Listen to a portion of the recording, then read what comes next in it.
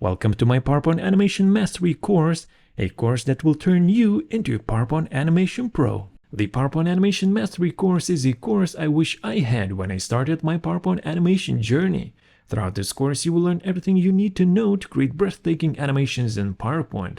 First, we'll start with the PowerPoint animation fundamentals and then gradually build your skills. You will learn how to animate with slide transitions, how to animate text, how to animate photos and videos, how to create animated intros, animated illustrations, animated infographics, how to create draw animations, how to animate with GIF images, and so much more.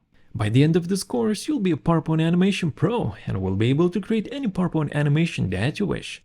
And what's awesome is that this course is going to be constantly updated based on your feedback. Would you like to see more lessons on animated slide design or animated illustrations? Please let me know and I'll make that happen. And by the way, this course is perfect for everyone willing to take their PowerPoint presentations to the next level by mastering PowerPoint animations. Designers, business professionals, entrepreneurs, instructors, speakers, teachers, and students will find this course extremely valuable. PowerPoint Animation Mastery course is suited both for PowerPoint beginners and more advanced users. We'll start off with PowerPoint animation fundamentals and then gradually learn how to create more advanced animations. Lesson slides are attached in the beginning of each chapter, so feel free to download lesson slides and follow along.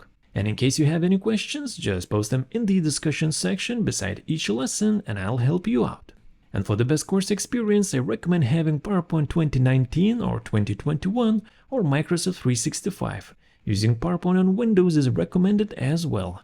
You can work on a Mac, but only PowerPoint for Windows has the advanced animation timeline, which is going to be extremely useful once we start creating more advanced animations. Okay, my friends, let's start creating those super duper awesome animations, and I'll see you on the course.